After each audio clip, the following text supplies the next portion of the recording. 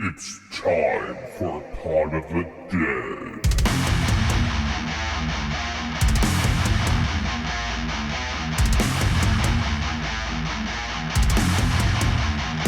Join us!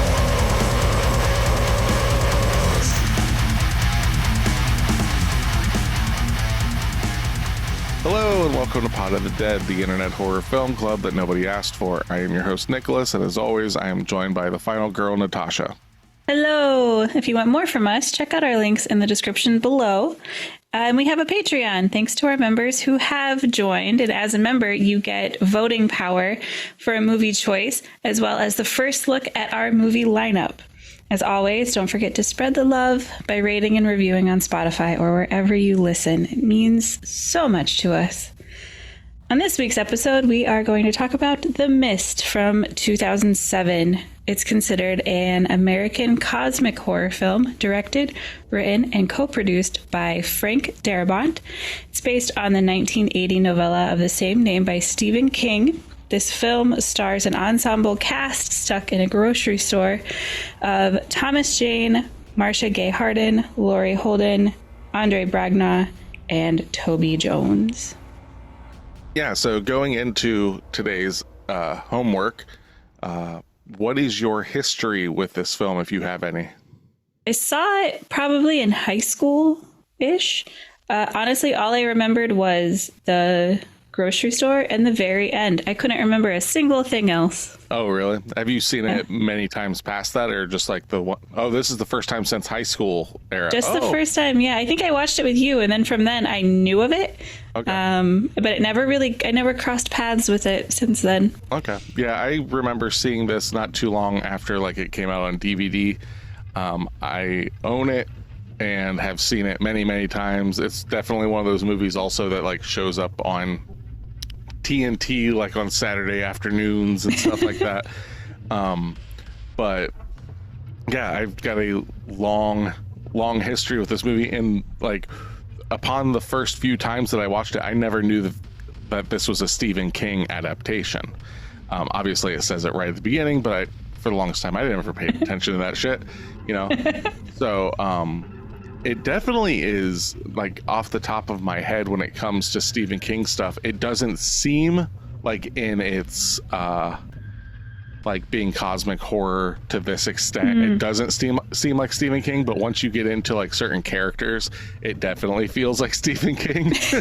Yeah, the character development does, but like the surroundings don't necessarily. I understand what you mean. Yeah. The fact that it's in Maine is kind of like a glaring. Yes. Even though it was shot mostly in Louisiana, and when Frank Darabont like told Stephen King about that, he was like, I thought it was shot in Maine. He was like, that was possibly the best compliment I could have gotten. Nice. But Frank Darabont is considered to be the greatest Stephen King adapter. Specifically, I'll give you 3 Stephen King adaptations he's done: The Mist, The Shawshank Redemption, and The Green Mile. Whoa. Wow, The Mist is a big jump from those other two then. Yeah, and it was kind of like a work of love in a way. Like he really wanted it to be a specific way. There were a lot of companies that were like, yeah, we'll totally make that, but we don't really like your ending that you've got. And he's like, I don't fucking care. I won't take your money then. So they ended up actually getting a pretty small budget in comparison to, you know, Shawshank Redemption and The Green Mile and stuff like that. Not a small budget, but like in comparison to what he could have gotten if he gave up his creation of the end, because that ending in this movie, which it's kind of known for, is not part of the novella. The end of the novella, we'll get there in spoiler territory, stops at a certain point, and then Darabont was like, I think I want to go this way. And when Stephen King saw it, he was like, I love it, and I wish I would have written that. Dude, wow. That's high praise. So the novella stops and then it veers off and there's a different ending, or this movie has the novella ending plus some? Kind of. Like, it kind of has the novella ending, and like when I said, when we get to spoiler territory, I'll be like, and we get to this point and that's where the novella ends, and then, so, but Yeah, Frank Darabont is also wildly known for being the writer-creator of the television series The Walking Dead. So Frank Darabont is like Mr. like top tier horror like adaptation, because The Walking Dead, a comic book that he adapted, and the television series, a lot. So, you know, it's crazy. Like, you hear Mike Flanagan get talked about a lot. Well, no, seriously, you hear him get talked a lot about with like Stephen King and stuff like that. But like, there was a Flanagan well before Flanagan. And in my opinion, a far superior Flanagan. And he goes by Frank Darabont. I mean, Shawshank, those are two phenomenal movies, Shawshank and The Green Mile. Like, of course, those are way better than anything Mike Flanagan's ever done. And those also aren't horror films. Yeah. You know.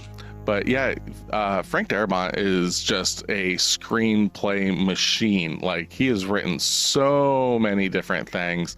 Between he was the writer for the TV series the Adventures of Young Indiana Jones. Didn't know that existed. Yep, now you do. Actually, more down our path is like the first big screenplay he ever did was Nightmare on Elm Street 3: The Dream Warriors, which is arguably like the best Nightmare on Elm Street film. He also did the screenplay for The Blob that we covered on this podcast. And also he did the screenplay for The Fly 2 that came out in like the late 80s. Okay. But yeah, he did stuff for Tales from the Crypt, like all sorts of stuff. And then, yeah, like later on in his career, he's like, you know what? I'm going to just start doing all this Stephen King stuff. I'm going to start adapting this into that. And yeah, now like I don't think he does much anymore. The last thing that he has writing credits for was The Walking Dead. So I'm not sure if I'm trying to look real quick. It says that he directed 2 episodes of the coming season of Stranger Things. Oh, cool. And then he directed a couple episodes of a show called Mob City. But yeah, that's about it. Like, he's definitely probably more in the producer role anymore, which that tends to be the case with a lot of these guys that like have success. They're just like, I don't want to have to do all that work. Yeah. I'll just put my name on it, get some money, put into it, and then there we go. Did you ever watch the Mist TV show? No, I heard that it's kind of like a departure from this. Like, it's not like... it's definitely more of a television series where it's very much like it's weird to say like more dramatic, because this is a dramatic movie, but like more like TV drama and stuff. So that's what I've heard. It's got like a lot of diverging like storylines. I guess though it does take place obviously at the same time in the same area roughly. So like it's like kind of in the same, like, I mean, obviously it'd be in the same universe, but like think of it as like within the same mileage or whatever. Yeah, you know? So that's cool. I think that would be neat. But I heard it like, if you're a big fan of The Mist, it wasn't so much for you. It was more just like, hey, let's make a TV show with this, and nobody was really asking for it. So. But, that's how I feel about Wayward Pines. They made that into a 3-book series into 1 TV series, and it was garbage. That always confuses me when people, like, granted, this is a novella that it's adapted into, or adapted from, but like when certain things are like, okay, this is a 3-book series. Okay, we're going to make 1 movie out of it. Or this is a 1-book thing. Ugh. We're going to make 3 movies out of it. I'm looking at you, Peter Jackson's The Hobbit. Like, I don't understand. Me neither. Why we need to stretch this stuff out, or why we need to smash it in so much. Like, if it can't work movie to book, maybe we shouldn't make it. Or if it's so dense, especially nowadays, just make it into a television series. Like, if it's so dense that it's like, oh man, I don't think we can get this into a trilogy, so let's make it's 6 books. Let's make every movie 2 books. It's like, you're not you're not doing it you're not even doing yourself a service, because you're going to probably start cutting stuff out that you want to do just to service the fact that it's like, we got it all done. And it's like, that's not necessary, guys. Right. But all right. Okay. What do you think its budget was now that we've done all that? Oh man, you said it was a big one, but not as big as those other two movies. But then also, I don't know what those other two movies' budget were, so that's really nothing to go off of. This came out from Lionsgate, if that's any help. Okay. I'm going to say $10 million. It was $18 million. So the one thing, like, okay, $18 million budget, 2007. I got to keep this in mind, right? It could have been made for more if we changed the ending, right? But the CGI in this does not age well. No. So it's like, do you give up the ending for better CGI? I'm saying no.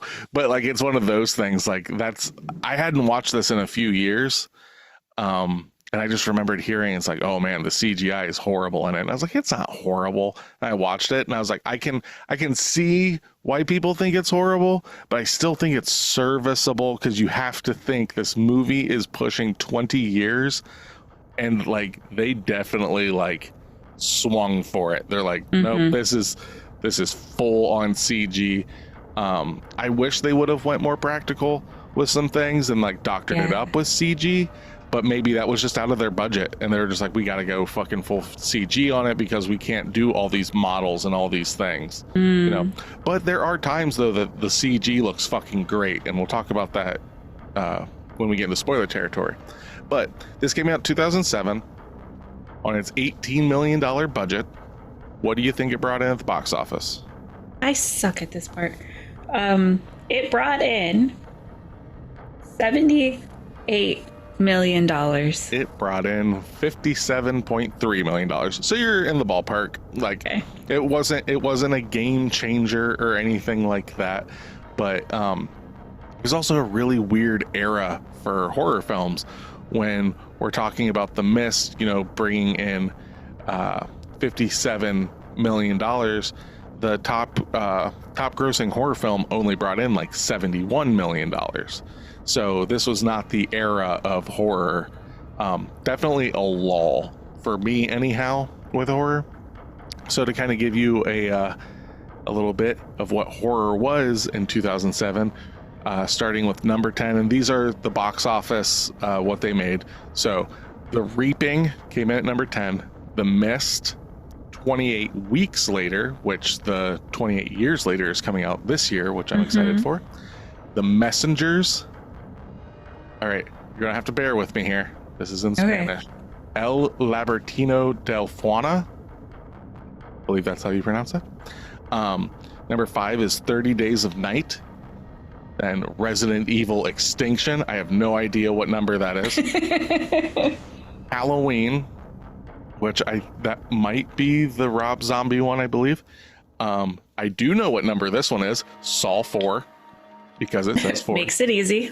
And then the number 1 horror film for 2007, 1408. Oh, what? Wow, no. Yeah. So that's horror for 2007. What a shit year. Anything that 1408 is at the top of the list for is not good. Yeah, 1408's at the top of that list. Burn that list. Please. Please. But also, this is probably more not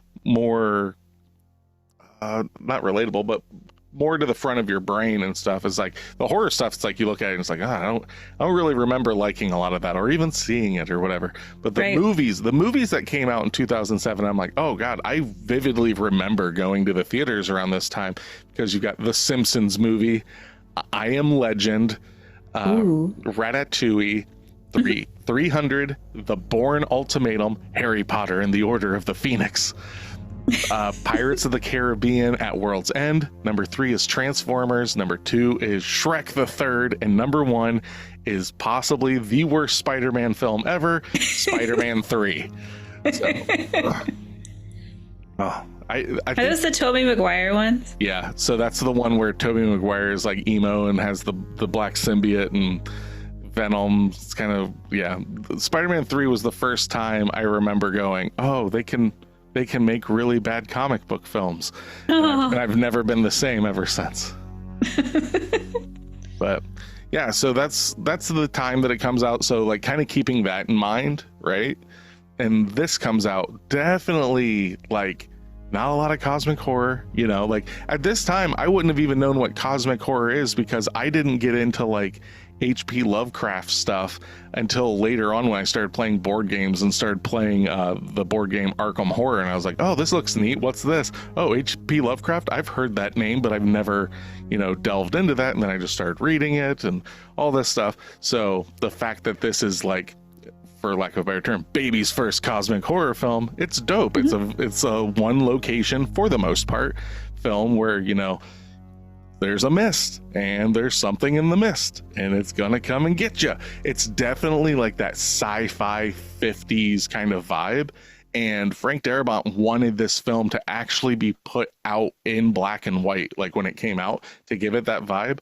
Now on the copy that I have, it's like the collector's edition or director's cut or whatever it is, it does have a second disc that it is all in black and white, and it helps tamper down the CGI, like being a little offset from everything.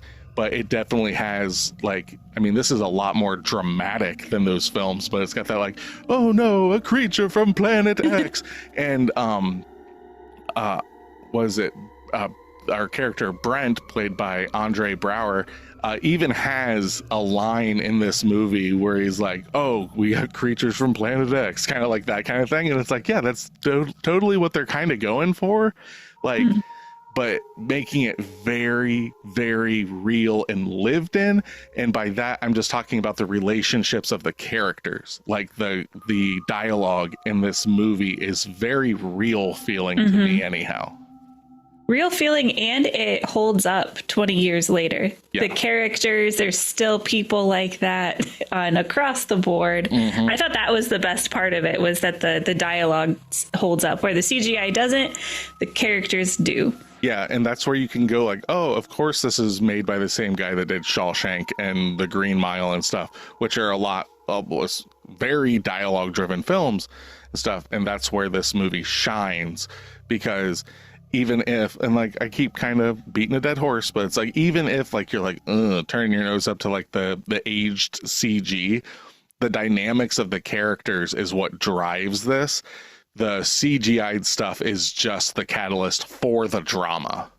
So it could be anything. It could be zombies. It could be, you know, it just happens to be crazy creatures from beyond the veil, you know, kind of thing, or whatever, you know. But so yeah, Frank Darabont was originally offered $30 million. That's the exact number, $30 million. So it would have been over twice the budget. But like I said, they would have had to have changed the ending for this. And I really appreciate the fact that he's like, nope, I'm not doing this. You know, also, this movie was prepped in just 8 weeks. And Darabont stated, I've never prepped a movie in less than 5 months. So wow. He went from being like 5 months, that's what it's going to take. So what is that? Like 20 weeks to doing it in less than half that time. And also, to kind of crunch on that time and everything, he got, are you familiar with the television show The Shield that came out like in the early 2000s at all? Oh yeah. Okay, so he got the camera crew from that, and that's why the movie, like, you know, you look at his previous works and stuff and they're a lot more, you know, dramatically shot, kind of like your big glitzy Hollywood style, right? But this one, it's got a more chaotic kind of shooting style and everything, and that's because they had like 2 groups of camera people, like kind of working like on skateboards at times, like to roll around to get these like dramatic, like moving camera angles and stuff. And that's why, like, when people would see this, they don't think it's the same guy, because it does not look like his stuff. But he also really liked the way it looked because it added a bit of like, you're very in it you feel like you're in it and everything. And it also adds a bit of chaos to it because it's not static. There's always a little wiggle and everything.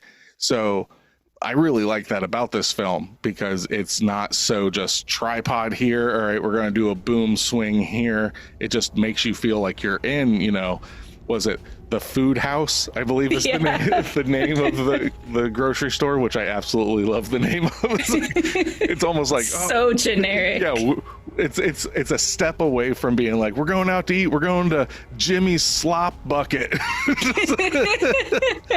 After that, we're going to go to the Food House and pick up a pie.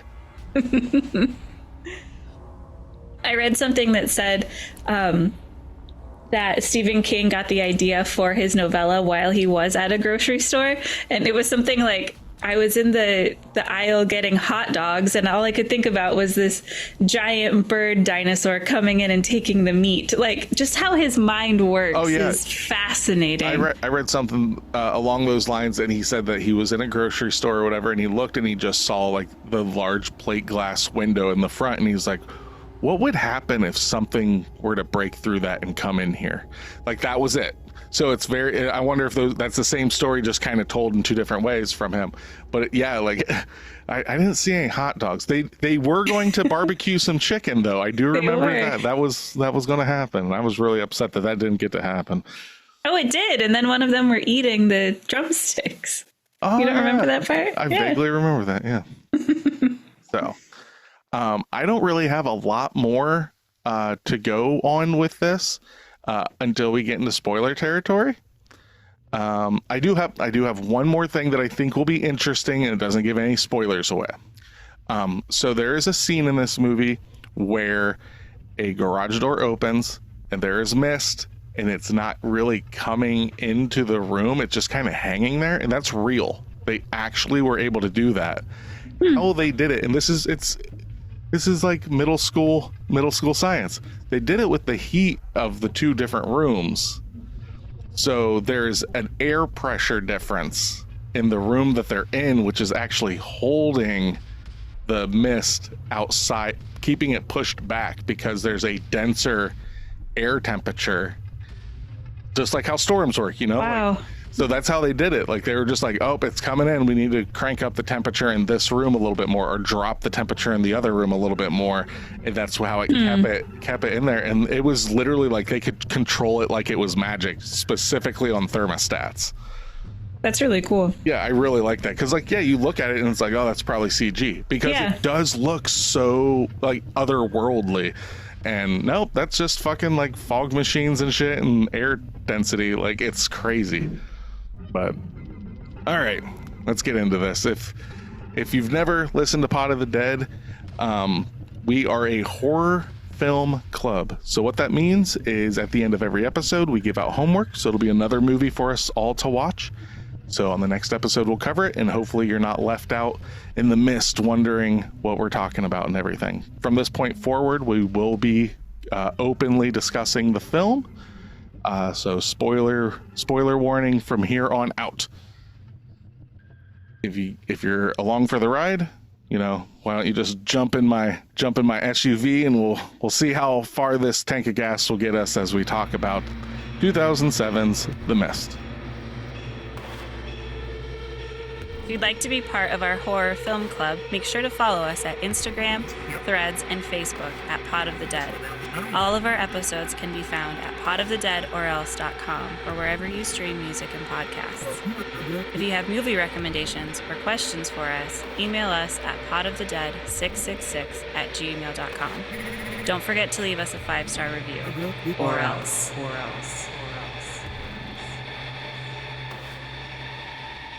I gotta say, his car is really cool. Yeah, it's I think it's a Toyota 4Runner from like the 80s. Like it.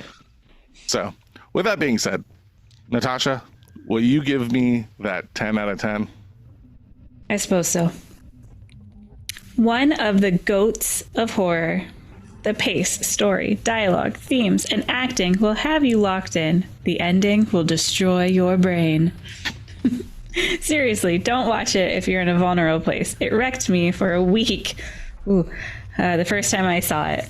But if you're a horror fan, definitely watch. when you are able to take some serious feels.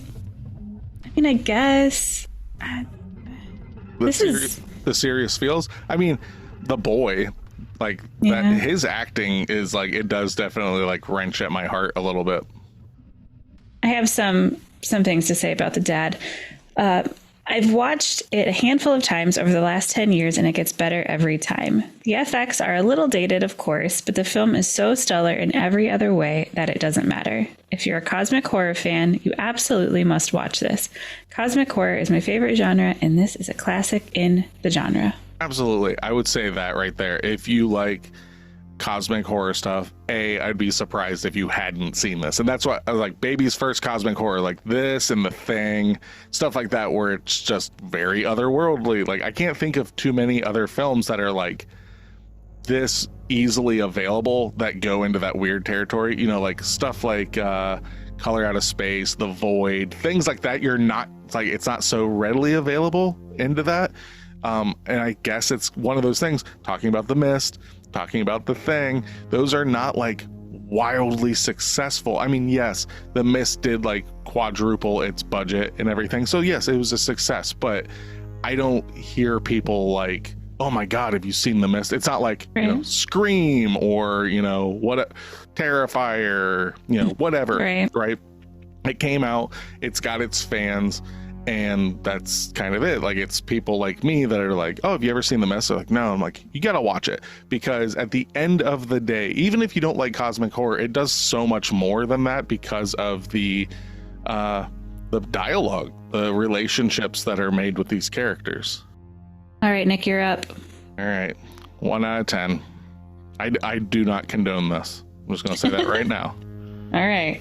Let me preface this brief review, oh thank god it's going to be a brief one, by stating that I have not read the King novella, so I have no literary comparison. That's fair. Let me also state that I rarely rate films to either extreme, low or high. In my decade on IMDb, I have only rated 5 films a 1 out of 10. A list of the worst films of said decade, indeed.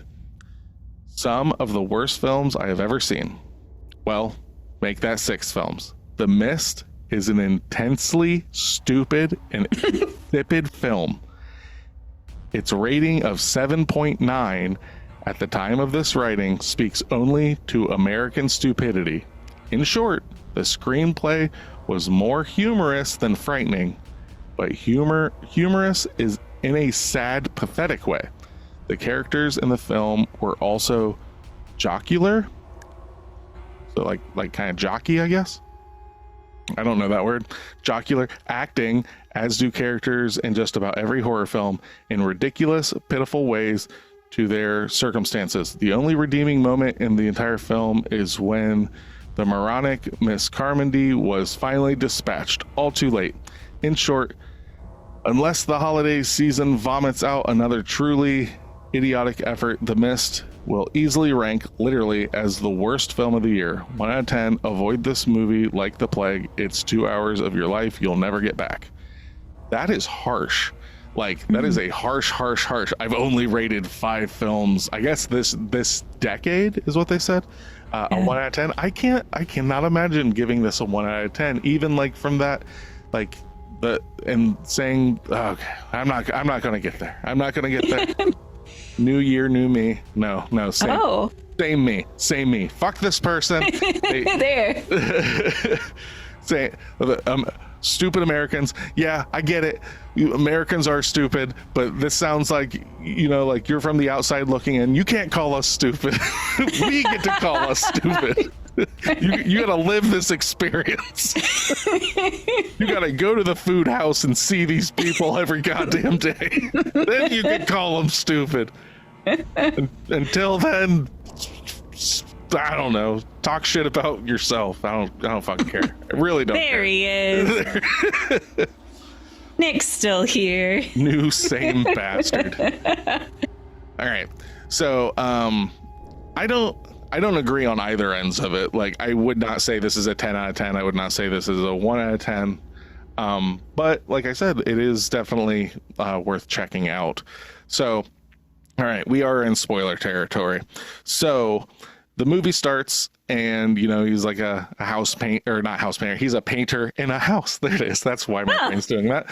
And the artwork that he's doing are covers of Stephen King stuff. Did you notice that? It's like you got The Thing. You've got, it looks like the Watchtower, stuff like that. Like, it's really cool. I like that kind of like tip of the hat to it and everything. I noticed The Thing and was wondering what the rest of them were. And the one that he was working on looks really familiar. That's from the Watchtower, or is that what's called? The Dark Tower. The Dark Tower, which they did make a movie out of, but I guess that's another one of those ones where they took like 10 books, because it's a super long series. They took like all these books and smashed it into one, and it's not that great, I guess. But yeah, it's the cover of one of those books. But yeah, I like that kind of thing. We also, Brett Norton, our neighbor, that's Captain Holt from Brooklyn Nine-Nine, and I love him so much. And this was actually my introduction to him, and he's a bastard in this movie, but I really do like him. Like, his character makes sense. Like, there's a lot of history between him and David Drayton, played by Thomas Jane. Like, they've been going at it back and forth. There was a lawsuit in the past and everything, and now his tree falls on his boathouse that he told him for the last 3 years. So I can understand that. Like, I've had a neighbor like that it was literally like, just, your dog was in my yard, blah blah blah. It's like, did they do anything? It's like, no, but I just don't like. It's like, oh my god, okay, sorry that the dog, like, there's no fence or anything, and the dog walked into your yard. Like, get the fuck over it. Like, I remember that kind of stuff, because like, people's dogs will end up in my yard and stuff. Like, oh, hey, what's happening? Okay, right on. And if the dog shits in my yard, I'm like, hey, your dog shit in my yard. Can you not do that? It wasn't even that. It was one time a dog ended up. So like, I get this character. I have lived next to this character. But like, they also play the whole thing. He's like, he's from the city, and we're just hicks and all this kind of shit. But yeah, so they go into town, they go to the food house, and yeah, there's a big storm that breaks everything down, and now the stage is set and we're in the food house, and there's like an earthquakey kind of shit. The mist is coming in. The dude runs in. There's something in the mist, which is like an awesome tagline. Like, it's so good. Like, I never saw the trailer for this, but I can vividly see that being like one of the big things from the trailer. Him running in, nose bleeding. Lock the doors. There's something in the mist. I love that mystery and everything. Yeah. And as it unfolds, you never fully see what some of these things are. You see the things that are like massive, I don't even know what you consider them. They're like massive, like locust kind of things with like scorpion stingers on them, and you get some I forgot about the fucking spiders. Oh my god. The spiders are amazing. We'll literally talk about each kind of creature thing piece by piece, because that's what this movie is like, it's a drama and it's a creature feature, like, wholeheartedly. But yeah, the first time you actually encounter anything is when they are trying to fix the generators in the back, because it's backing up and all this stuff, and tentacles come out from under the door, grab a kid, pull him out. So that is probably some of the worst CG in the film, are those tentacles. Those, and later on we'll get these like weird 4-winged toucan pterodactyl thing. Yeah. Those look pretty bad too. But you never see what this creature is with the tentacles. And then on top of that, we know that something is plugging the exhaust for the generator. So are we to believe that it's this creature that is completely on the top and its tentacles are coming in? Like, that's what my brain's, because you never see it. And we do understand how fucking massive some of these creatures are. But yeah, I think it's neat though that they're like spiny, or they're just like normal tentacles, and then they split open and they've got all of these barbs and stuff. And I love the creature design in this film. I hate the fact that the CGI is so shoddy. Not shoddy, it just didn't age well, right? But the fucking designs of these things are amazing. I can't think of any of them other than the toucan 4-winged pterodactyls. Those just look weird. Like, but that's the point, though. Yeah. There are no rules in kaiju. Yeah, no shit, right? Yeah, we definitely get some kaiju in this.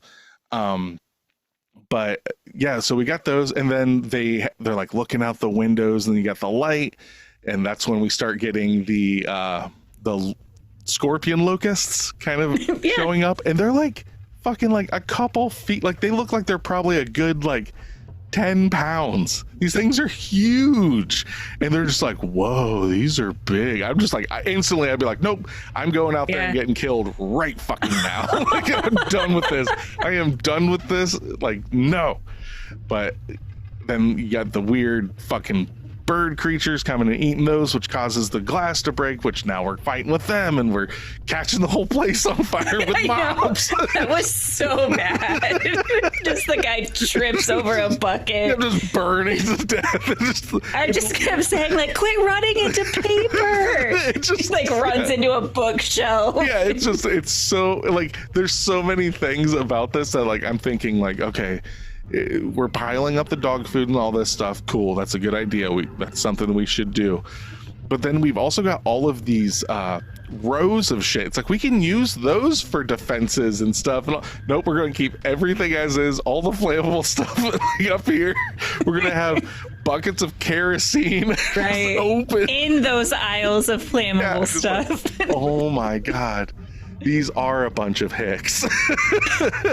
Can we talk about how terrible those two adult guys are at the beginning of the movie to begin with? You're talking about the 50-year-old car mechanic with the backwards hat that looks like he's about to like just like, I'm gonna rob the candy store. Exactly, him and his buddy. Yeah, out there like that whole scene just seemed a little forced. I understand like they needed to get the kid to get attacked and someone needed to go out, but that dialogue there, if we're talking about that part, I didn't care for. That seemed forced and not well written. Yeah, Jim and Myron are the two, and they definitely are the weaker points of this, just because it is so, and this is the thing, they are so Stephen King. Like those kind of characters where it's just like, I'm just gonna be a fucking pain in your ass. Like that kind of character. And it's just like, oh, come on, man. It was like they had a huge vendetta for the main character without any reason. Well, it's one of those things too where this is what I kind of look at it. Like there's always those, I think like Reddit has like a whole thing where it's men writing women, and it's like women characters in books that clearly are written by men. They don't seem like women. So this is like hicks written by people that have never met somebody from like a small town that's like super blue collar. Like they look like they're just mechanics that live in like blue collar, you know, like we were raised around those kind of people and everything. They don't really act like that. But these guys, these motherfuckers, well, we never met them in Maine. So I guess maybe there's a special breed of fucking car mechanic that lives specifically in Maine that Stephen King has like just taken his car to and just has been an absolute raging asshole to him all the time. Yeah, so I do get I think that their dynamic though with Brent works better, where it's like the whole, you know, literal like you're from the city, and like Brent is just like, I've heard you talking behind my backs and all this stuff. I get that makes so much more sense. But just Jim and Myron just being absolute assholes from like the first step is really annoying. And look, like even I am so glad though that Norm, the kid that goes out back with them, like the last words that he says before he's fucking horrifically attacked and murdered is just pussy. It's like, it's just like, I'll show you how much of a pussy I can be, and then just all these fucking tentacles come and rip him apart. And I mean, like, and that's the thing. It's like when that happens, you know, Jim and Myron are like, oh my god, we didn't fucking believe it, and then they just start gaslighting him. You should have been more. You should have explained to us what you meant. Like, how the fuck are you supposed to explain a tentacle monster? And then they fucking go out there and try to explain it. No one wants to fucking believe them. Just like, yeah, I should have just said, yeah, there's like all these fucking dildos trying to come in through the garage door, you know. And he didn't even know, because like the door just shook and it bends, you know, like, what didn't you tell us? And I love the fact that David just beats the shit out of it. I'm like, there we go. That's what we need. Yeah. You know? So yeah, they come out, and now we're starting to get the separation. And this is where this film is very much like a zombie film. It's now the society is broken down. We are getting the real humans, you know? All right, we need to figure out a way to buff up our defenses. That's one group. Another one is we don't believe that this is going on. The only way we can survive is by seeking help. And then you have the fucking nut job evangelicals going, it's the end of days. This is just like the books that I read. But like, her character is so like, okay, she is the bad guy in the movie, right? Yes. Mrs. Carmody is her name. Amazingly played by Marcy Gay Harden. Fucking great. Like, but she is just a miserable cunt from the word go. Yes. Like, and I love her. Because Amanda comes into the bathroom and is like, hey, if everything's okay, well, she's like, if I need a friend like you, I'll just squat down, shit one out. I'm like, what the fuck is wrong with you? Like, she's like, Jesus, please just, if I can just save one soul. Hey, do you need any help? Why don't you go to hell? Yes. I just don't understand that. But then, like, we do get a little bit where Ollie's just like, she's what we call stable. Like she is a legitimate, and this is not to like not ripping on people with mental health issues and stuff, but like they're basically saying that she is a religious zealot, like very, very, and we're surrounded by them anymore, right? But you do get to see where the fangs of that kind of stuff can leach into people that are, you know, scared and desperate. And like, that's an amazing thing that they do in this film is when people are just scared, you know, the crazy soothsayer up there basically like, they said that it'd be the plagues and it'd be all this stuff, and people are like, oh my god, I'm seeing it everywhere, because it does kind of work that way. You know, you're getting the plagues of the locusts and all this stuff, but it goes so hard to the point where she's just like, give us the boy and the whore too. We need the blood of them. Like, we are back to the Stone Age. Like, yeah. I felt so bad for, was it Billy who ended up getting like sacrificed out there? Oh no, Private Jessup gets fucking stabbed multiple times, and his like, that is such a good scene though, like where he's just like lifted up on him, fucking been stabbed like 3 or 4 times in the stomach, and they just throw his ass out in there, and he's just like trying to get back in, turns around, sees whatever's out there, and it's weird. Like, these are the best things that you barely see. You just see the silhouettes of these, like, they definitely look like something. I think they're called the Eldrazi from Magic the Gathering. They're like these crazy, like, can't even understand what they are. It's like 4 fucking legs and then like a torso that comes up, then like a full crab body up top with pincers, and just snatches his ass up. And I love that shit. I love it when it's like hard to explain, like the one near the end of the film that literally is like 10 stories tall, just walking, slumbering. It's got all these tentacles hanging under it. They're like weird bird creatures flying around it, and it's just like, that's fucking awesome. Now, if Frank Darabont ever wanted to make The Mist a television series, so like the pedigree of The Walking Dead, and then make it The Mist, oh, I would fucking watch the shit out of that. That'd be so good. But instead it was probably like, you know, made for MTV or some shit like that. It was just like, I don't know, Jenny, maybe we should go run and find the spider monsters. Ooh. And then just like fucking like POD playing in the background. Here comes the boom, ready or not.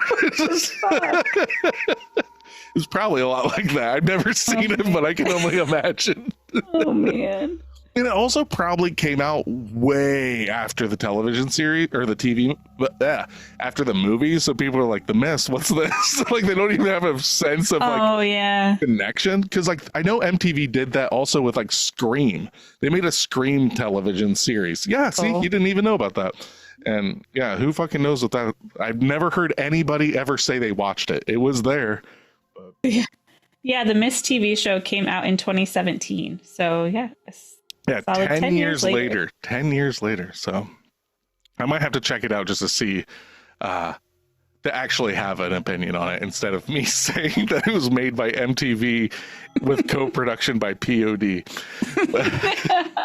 Well, no, I instantly just think of like all of those movies that like had the same exact songs in all of the trailers. It's always like POD, and you've got Saliva with click, click, boom, and like all of these. It's just The Mist, but with that soundtrack. Then the spiders are bursting out of that guy's chest cavity. Oh, that's the best part. Yes, let's get to the pharmacy. So there, you get the spider creatures and stuff, and you know he's like kind of like bubbling under the skin. He's like, I can feel them inside me, and he's, I'm sorry, it's our fault, blah blah blah. And then they start popping out of him. That's not even the best part. It's when he breaks free and hits the ground, and his entire back explodes, and there's just hundreds of spiders coming out. And I love the fact that like every time you see a spider, they just keep getting bigger to the point where like we go outside and there's one the size of like a fucking like big dog just standing out there. Just Jesus Christ. And how long have these things been alive? Is their gestation period like a minute and then they grow to this size super quick? I love that. And there's no explanation other than there's the Arrowhead Project was this military base out on the island that they found out there's other dimensions, and they meant to make a window, but they accidentally made a door. I love that. That's all you need. That's all you need. Right. Now Frank Darabont originally had like a, what do you call that? Like before the movie starts, like really starts, but it's like, it's not a cold open, but it's like a prologue. He made like a little prologue thing of like the science, like in the script of the scientists there, and like, oh shit.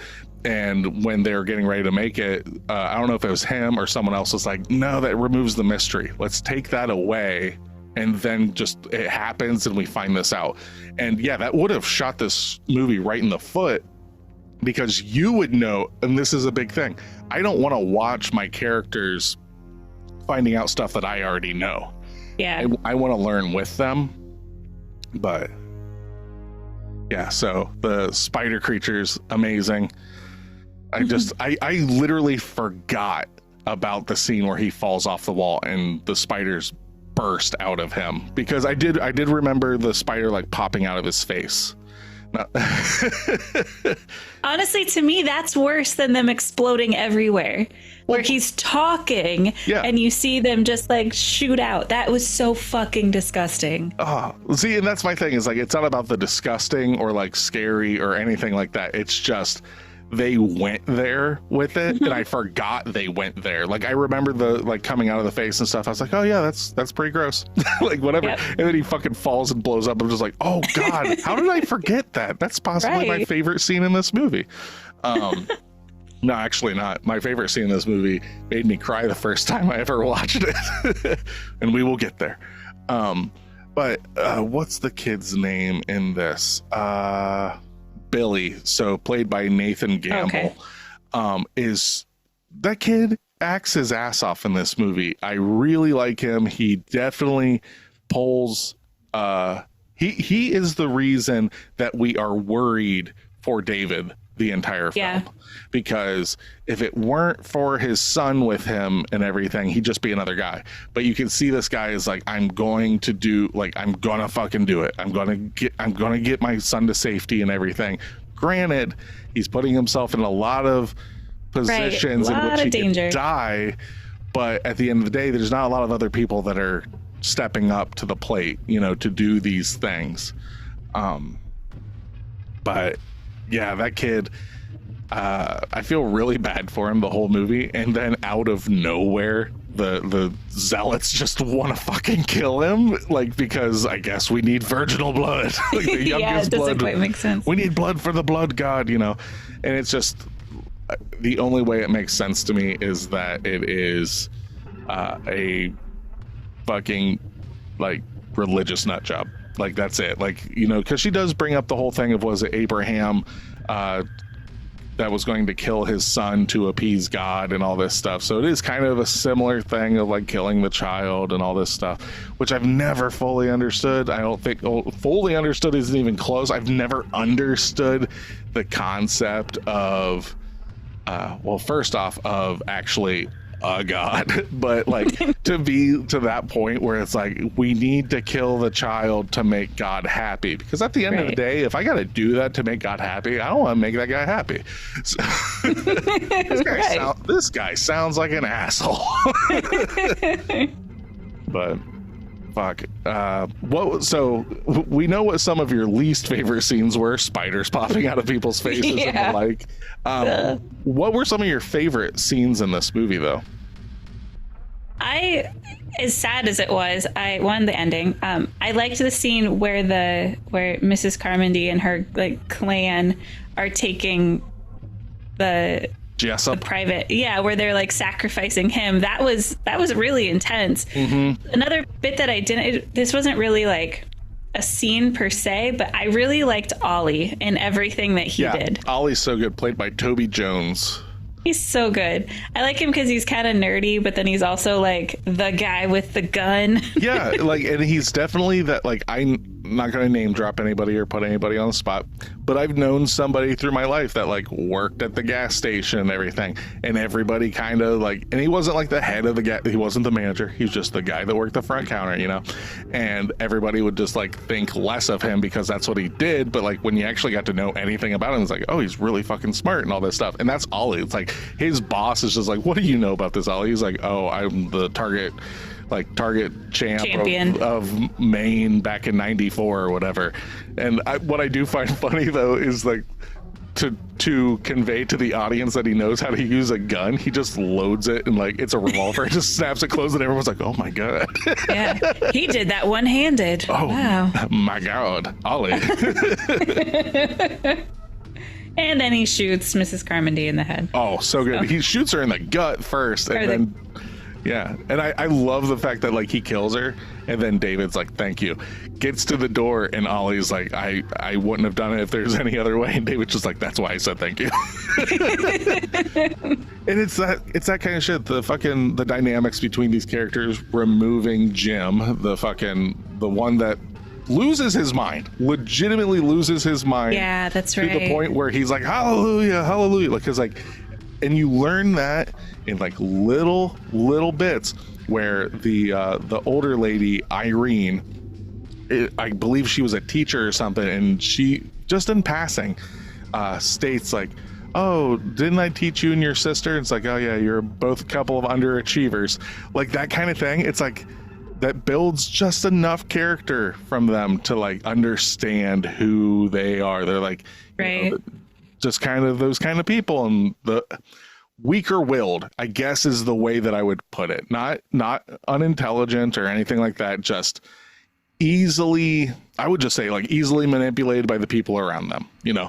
Oh, because he starts off just being like an asshole to Mrs. Carmody, like wanting to fuck her up, to the point where when Amanda slaps her, it's like, oh, it's okay for you to slap her, but I can't. Right. But okay, so we got Ollie. Anything else that you really liked?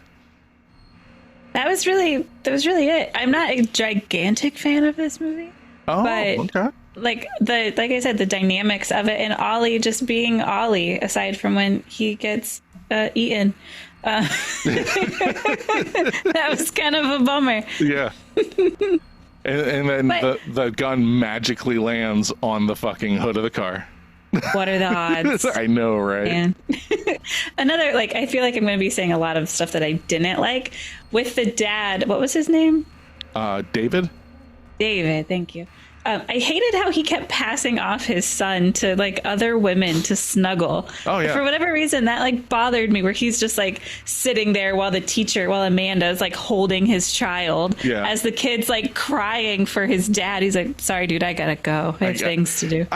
It's one of those things where I get it and I don't get it. I get it in the sense of, like I was saying, no one else is fucking stepping up and doing this. So he does, like, in a way, it's like, if anyone's going to save my son, it's going to be me. I get that. But then at the other time, it's like, we have to go over to the pharmacy, and there is a insane amount of people going, Right. including I just call her Granny, but Irene. Yeah. But that's because she knew where the antibiotic ointment was. Why? I don't know. She doesn't matter. Why does the teacher know where the good drugs are? But Because she's a teacher, she needs them. but he doesn't need to go over there. He goes over No. there just to get his son a comic book, which is a Hellboy issue, which was nice.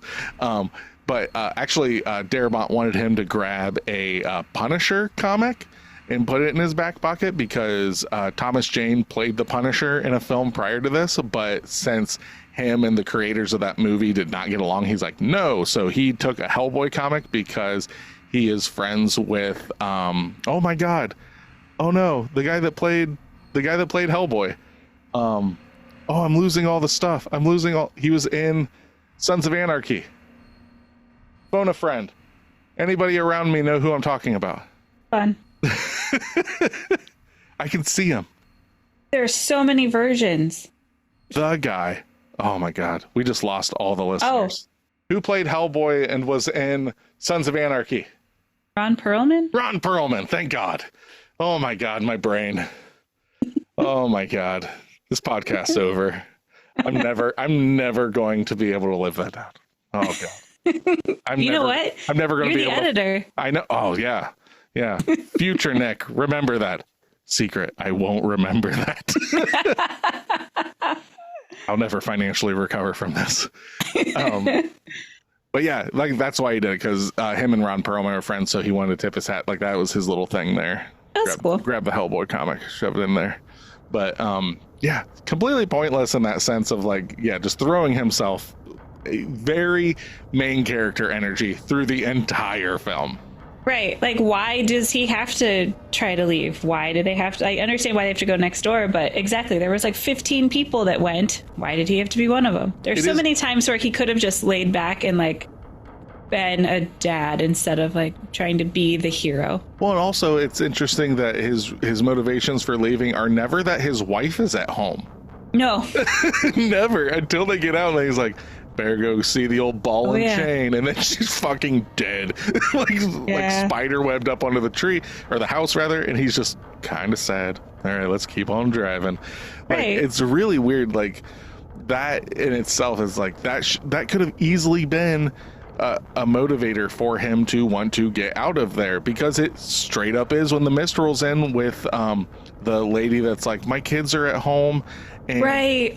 She's 8, and sometimes she forgets that she's watching him, and that was so sad. Okay, and now that is Melissa McBride, right? She came in to like do kind of like a nothing role initially, and read for that, and they were just like, oh my God, and like put her in it. They loved her character so much and her portrayal there that they added a teensy bit there at the end of the film, if you notice. Yep. So, do you want to talk about the end? Of course I want to talk about the end. Is Melissa McBride also in The Walking Dead? Yes, she is. Okay. That's where this is basically where she got her big start.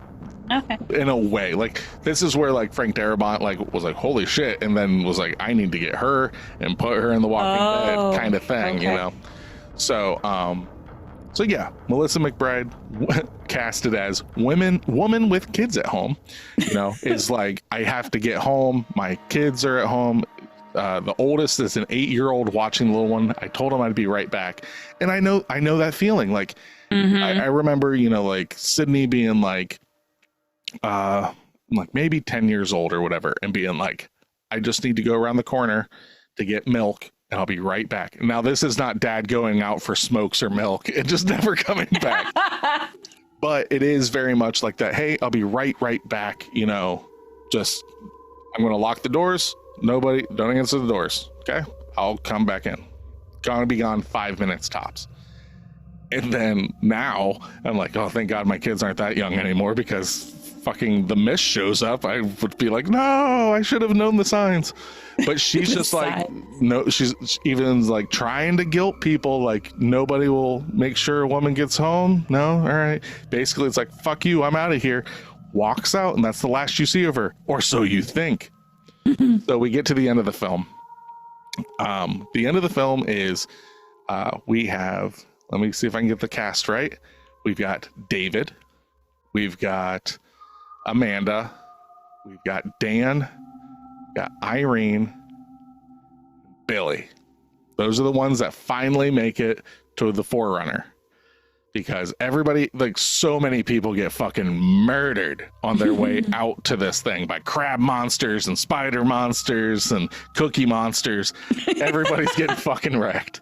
They get out there, and it's the most not a plan ever. We're just gonna drive south until we run out of gas. Like, right. We're gonna see how far we can go, which is not a plan. Like the audible plan was never we're gonna swing. It was like, even in Shaun of the Dead, they've got more of a plan. We're gonna get to the Winchester and we're just gonna bunker down and wait till everything. No, like, you would think, okay, so shit's hitting the fan. We know there's a military base out there. We should head to the military base. Fucking 28 days later, all these films go that, nope, we're driving south till we run out of gas. Like, we're gonna leave this place that has all the food, running water, some protection. We're gonna leave all of that. Well, they get in a car with nothing. They had to, that's though. They had to, because it was becoming Lord of the Flies in there. Like, I get that, but like, that's the best. Like, once you get in the car, come up with a better plan than just drive south. But okay. So they're driving south. Ollie gets killed. Gun falls on the fucking thing. He gets out of the car in the worst possible way to get this gun. Spider creature coming up. Everybody's screaming. That's not going to help bring the spider monster. Gets the gun, drives off, right? So they're driving.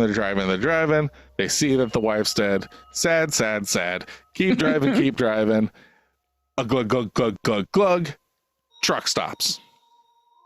Now, Natasha, I'm going to put this on you. Can you please explain to me the final scene of this, like the final group scene of this film? Okay. Billy's asleep, and then Billy wakes up and gets shot. I think there's a little bit more to it than that.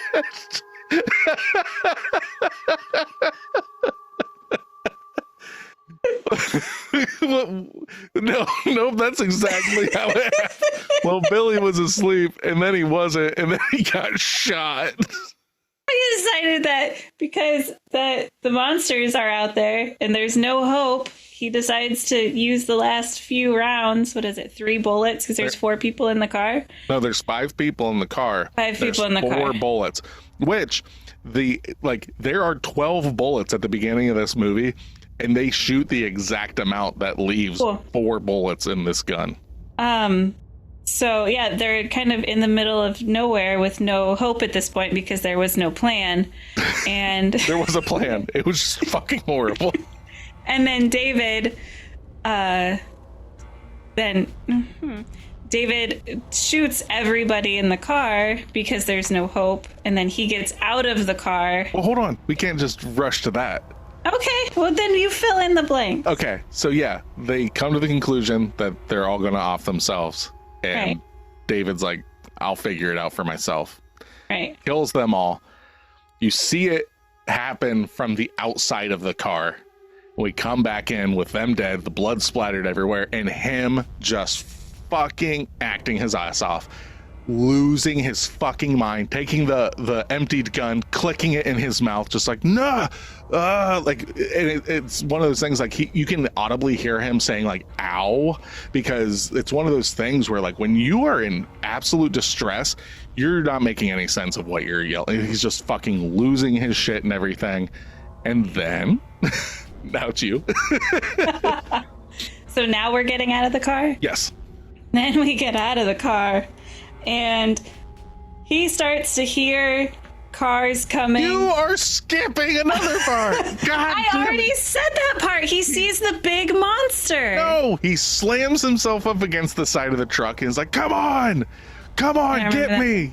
Like, he's asking for the creatures to kill him now. Okay. You fucking forgot that. Yes. I feel like I watched it and then I have like this like truncated version in my mind. I took out all of Billy wakes up, gets shot.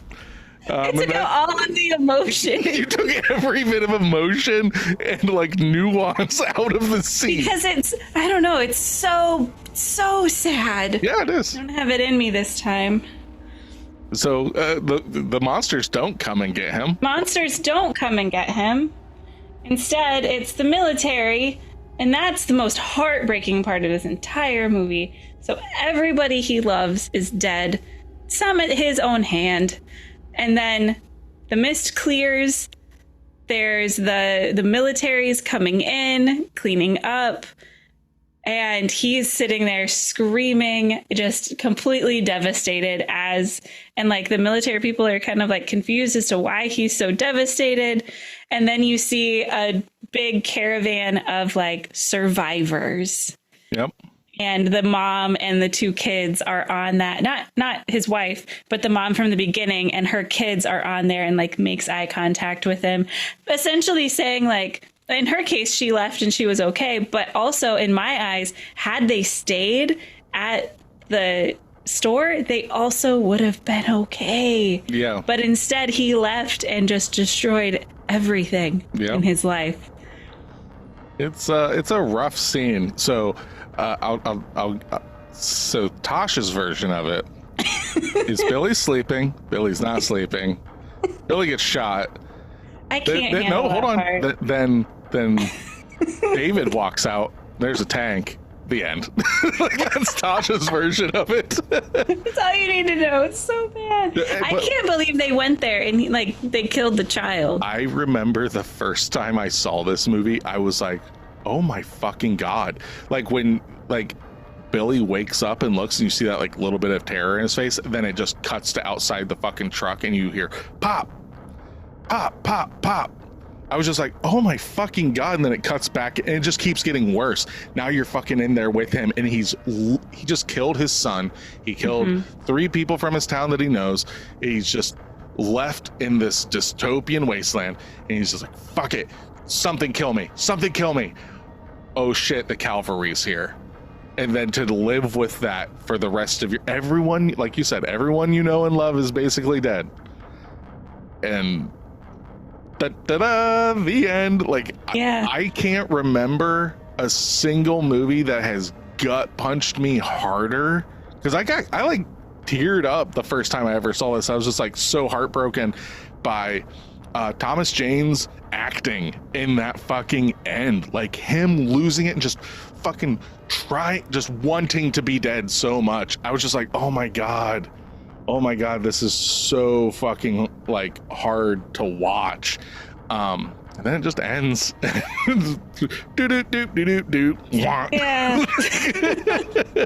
I remember the first time watching it, I think I was watching it with you, and that happened as like the literal cavalry comes, and I just went, what? Yeah. Just angry. Not even like I was sad, but then I was just like pure rage. Like, and that's when I realized how good movies with nihilistic endings can be. Yeah, because this movie. Okay, so like the way the novella ends is like when they're driving initially, and they're like, "All right, let's get going," and you like watch the truck drive into the fog the first time before they see the wife and all that stuff. That's where it ends. Oh, it's just, all right, whatever happens, and that's how it ends. And he didn't like that. He was like, I wanted to have like a fucking ending. And he wrote the ending. I cannot think of a horror film that sticks its landing so well. There are very few films, whether, it's hard to swallow or anything, there is no ending that you could write that is more impactful than this. Yeah. Or this movie. Like, it ends in that way. And then it's not like it has like this, like, oh, and now we're gonna follow David after no, it just fucking ends, and you're just like left there. I can only imagine seeing this like opening weekend, not knowing like, oh, okay, it's Frank Darabont. I love the Shawshank Redemption. And then you see I can only imagine. Oh God, yeah. Like this movie is the ending. I didn't remember 95% of the stuff from the first time I watched it, but goddamn, I remembered that ending. Yeah, it definitely will sit. Like, I remember a decent amount, but that's because I've probably seen this movie not quite 10 times, but more than 5 times, somewhere in there. A lot of the times, though, it's that whole like, oh, have you ever seen The Mist? You've never seen The Mist? Well, I gotta watch you watch it. Like, that's kind of like, we're gonna get to that end, and I'm just gonna sit here and stare at you. Like, this is very similar to like when we watched High Tension, and I was like, oh, I know what's about to happen. I just roll and just stare at you. Like, yeah. Oh, there's a big fucking cement saw. I'm just gonna stand here and watch. Let's watch what happens. But yeah, like there are things though, like this movie does have like its weak points and everything, but this is also one of those films that like its shining moments in my eyes far outshine the valleys that it has. And you don't get a lot of great cosmic horror films, and I would put that in there. I would put it on my Mount Rushmore of cosmic horror. I know that that's like, you know, you got horror, then you got cosmic horror and all this kind of stuff. But you ready to get into like our review, like our scorings of it? Yeah. All right. So I think you are going to give this movie like a 6.25. I'm giving it a 6.5. That's where I figured. You were good. Good guess. For all the things I said. I feel like we can't really dock it for CGI because it's from 2007. Yeah, that's why I was telling you it's like 1408. There you go. Right. That's where we were. Yep. Cool. The movie with multiple endings. Anyway, the character development, the dynamics of the characters were great. I didn't like the main character. I was rooting for him, but like you said, I was rooting for him not because of him, but because of his kid. Yes. And I really liked a lot of the supporting cast, which isn't typical. Yeah, this is a very good ensemble cast. Mm-hmm. Yeah. Beautifully done. The more that I'm watching different types of horror movies, the more that I'm realizing I like that kind of archetype ensemble cast where like each person has their role, as silly as that sounds. And this does it very, very well. Yep. I liked that. I'm not a huge creature feature fan, but I liked this one in the way of that a lot of it is, like you said, hidden in the mist. I liked the concept of the mist shrouding the majority of the creatures. I thought that was really, really well done. Because that's a big thing with you with like, I can't remember which, maybe it was the Babadook or something. You were like, it'd been so much better if I didn't see the face. And like this movie is 90% not seeing the face. Right, and that's great. The tentacles, yes, CGI was bad. I think we don't even need to say that anymore. But that concept, like you said, where it's just like a bit of it sneaking out, or you see like a claw come and grab. I liked those concepts of it. The ending gives it a whole extra point, maybe a 1.5. I don't know. The ending was amazing. I think the pharmacy with all of the I'm surprised that like the webbing and all of that was CGI. That seemed real. So there are some bits that were really well done. So for all of that, and the boy acting was phenomenal. 6.5, a solid 6.5. Yeah, because like if Billy sucked at acting, it would tank this movie. Like he's such a cute little boy that like you just like, oh, like that's just kind of my feeling. I'm just like instantly, like I imagine you're kind of in the same thing. I'm just like, oh, if Wes was in that position, like you know, like you're probably like that with Wyatt. It's just like, oh man, fucking David, stop putting yourself in danger. Right, just be there and hold your son. Yeah, he's a little blonde boy. I have a soft spot for little blonde boys who are sad. Exactly, that's my son. Yeah. All right, so 6.5. All right, what are you thinking I'm giving it?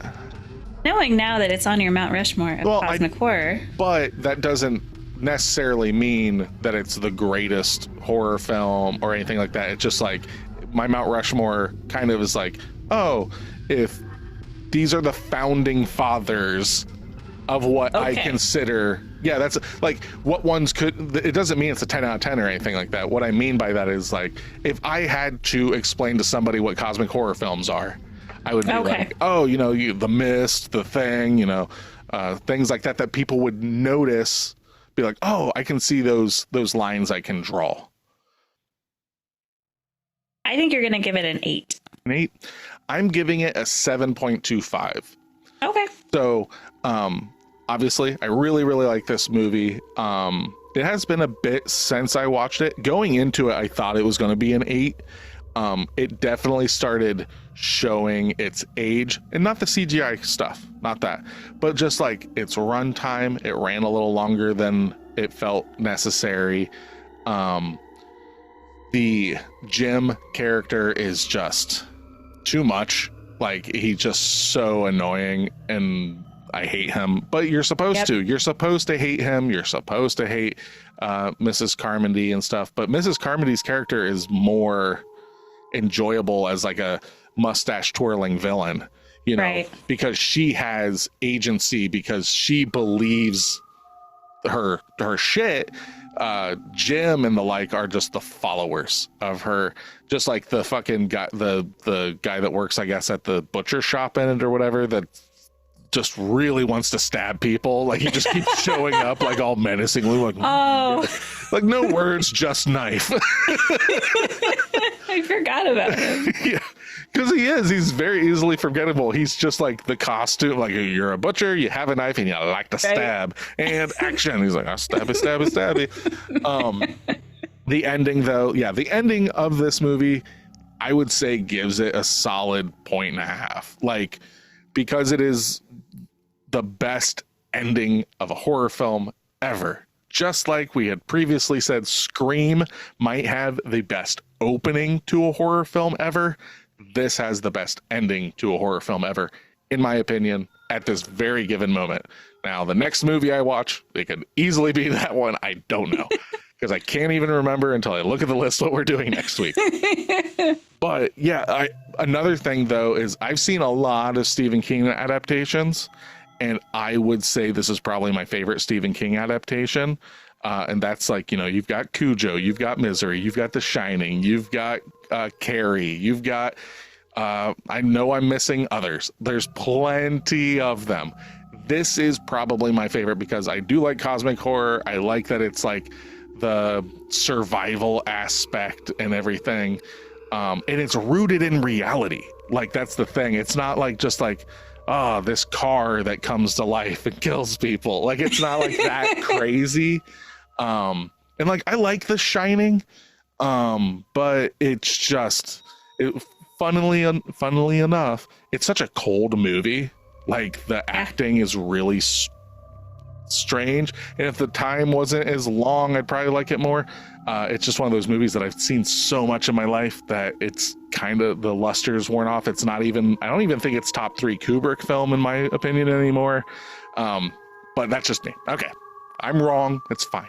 And The Shining has the worst opening ever, according to you, because it's an up above shot. It's not the worst opening of all time. So if you listen to our last episode about Us and everything, Tasha has not let me live that down about shitting on the fact that, like, Jordan Peele uses a lot of these shots and everything, and because she was watching Midsummer and then it's like, oh look, crap cinematography, and like it's not that it's crap, it's just not inspired.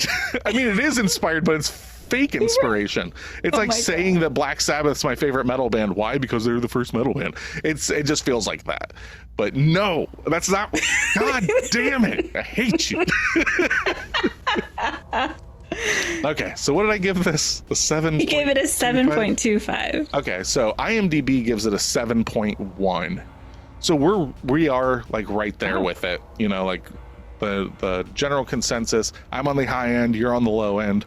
So I guess we're going to probably end up giving this a 70%. Good math. Did I do it? I screw up just putting it in a fucking calculator, and you can do it with your head. Yes, it's a 69.5, which if we round up, 70%. Yay! My weird fucking brain strikes again. But yeah, I think you're gonna like this film. That's why, like, when the person gave this a 1 out of 10, it's like, I cannot understand. Like, I can understand not liking the ending because it's nihilistic. But But to say that it's not warranted or it doesn't fit or anything, like, just to say, like, to be like, I don't want to party with that guy, this movie sucks, it's a 1 out of 10. It's like, I maybe just don't like this kind of horror film or whatever, because I think it's a good horror film. But they had a lot to say about the cast too, which is not warranted either. I don't. Yeah, maybe Jim and fucking Mrs. Carmody just really fucking rubbed them the wrong way. But like, we have been dunking on David too, you know, the dad. Like, just like, come on, dude, stop. That shit must just bother them a lot more than it does us. But, all right, it's homework time. What do we got on the slate here? I know. Ooh, got one that I've never seen. I don't know if you've ever seen it. This is early 90s. I think this came out in 1990. Okay. So we're going to be watching the Tim Robbins starring Jacob's Ladder. Oh, I have not seen that. I've not seen this, and there's no reason I haven't seen this. This has always been on my list to watch. And the reason that's been on my list to watch is a very obvious reason why it would be on my list. Oh man, you like Silent Hill? I'm just like, yeah. And that's kind of like The Mist too. It's just the fog and all. You give me that atmosphere, give me that weird, I'm about it. So that's what we're going to be watching next week is Jacob's Ladder from, I believe it's 1990. So we're going to be going way back for some of you. This may predate your existence. You know, you would have been a year old at best. I was like, yep. I was like in that 4 to 5, more than likely 4, because I'm born at the end of the year. But yeah, so I remember Mom having this on VHS because I remember the cover scaring the ever living shit out of me. Yeah, and that's the odd thing. I've never seen it, but for whatever reason, I do think of Mom when I think of this movie. Yeah, because it was one of the few horror films that Mom had, which was like under the TV stand. Like there's just VHS tapes, and that was one of them. There are 2 things that I remember from that, and that's Quiet Riot's Metal Health on cassette tape that scared the ever living shit out of me, and then the cover of Jacob's Ladder on VHS scaring the ever living shit out of me. And I think there was Vampire in Brooklyn with Eddie Murphy under there too. So we might have to get to that one. I don't remember that movie at all. But, for Pot of the Dead, I am Nicholas. I am Natasha. Come back and listen to us, or else.